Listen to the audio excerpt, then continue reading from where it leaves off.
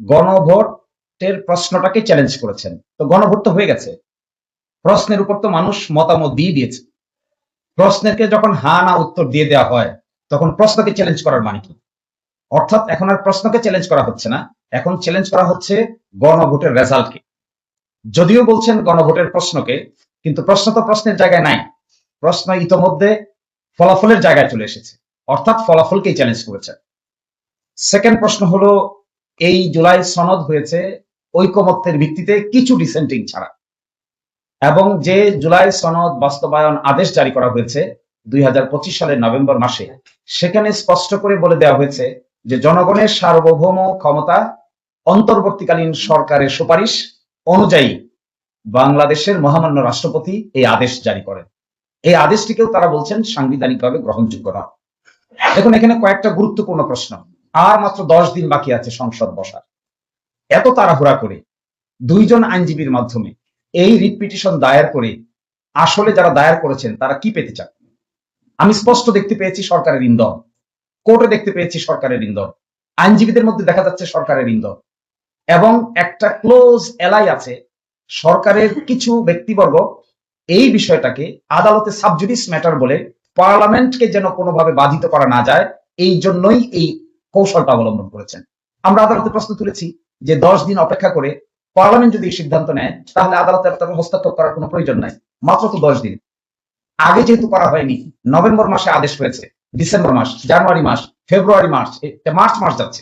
এতদিন যদি এটা চ্যালেঞ্জ করার প্রয়োজন না হলো, তাহলে 12 তারিখ পর্যন্ত অপেক্ষা করতে এখানে অসুবিধাটা কোথায়? এগুলোর আসলে কোনো সুনির্দিষ্ট উত্তর দিতে পারে নাই। এটা একটা political question, doctrine of political question নামে একটা কোয়েশ্চেন আছে, যেগুলো হাইলি পলিটিক্যালি সেন্সিটিভ, এগুলো আদালতের বিবেচ্য বিষয় নয়। আচ্ছা বলেন, বাংলাদেশে অভ্যুত্থানকে আদালতের নিয়ম মেনে হয়েছে? আদালতের আদেশ মেনে কি মাস আপসার্চ হয়েছে, বিপ্লব হয়েছে, অন্তর্বর্তী সরকার হয়েছে, কিংবা গণভোট হয়েছে, কিংবা জাতীয় নির্বাচন হয়েছে? এখন এসে দেখেন, খুব ইন্টারেস্টিং, জাতীয় নির্বাচনের পার্টটুকুকে চ্যালেঞ্জ করে না, চ্যালেঞ্জ করে শুধু গণভোটের পার্টটুকু। জাতীয় নির্বাচন তো একদিনই হয়েছে, পাশাপাশি ব্যালটে হয়েছে। আপনি যদি সেকশন 3 গণভোট অধ্যাদেশ সেকশন 3 কে যদি চ্যালেঞ্জ করেন, আবার জাতীয় গণপরিষদ গঠন না করতে চান, তাহলে আপনি জাতীয় নির্বাচনকে চ্যালেঞ্জ করেন না কেন? জাতীয় নির্বাচন ঠিক থাকবে, কিন্তু গণভোট ঠিক থাকবে। জাতীয় নির্বাচনের ফলাফল ঠিক থাকবে, কিন্তু গণপরিষদ গঠন করা যাবে না।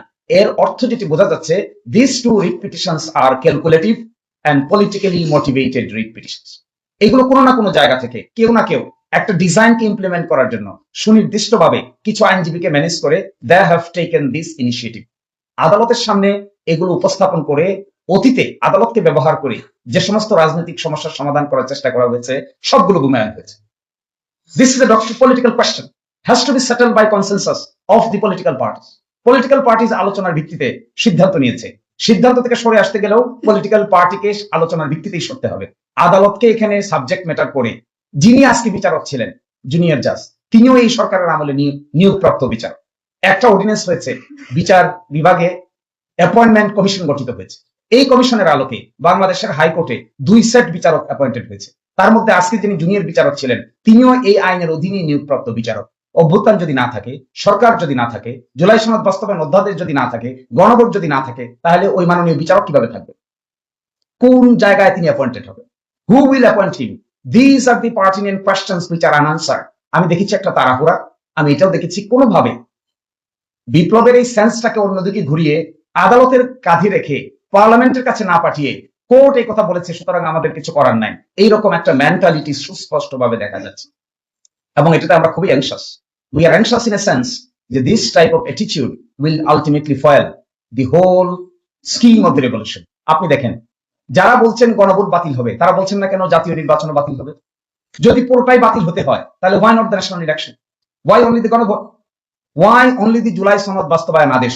মাঝখানে আরো 135টা অর্ডিন্যান্স হয়েছে, সেগুলো বাদ যাক।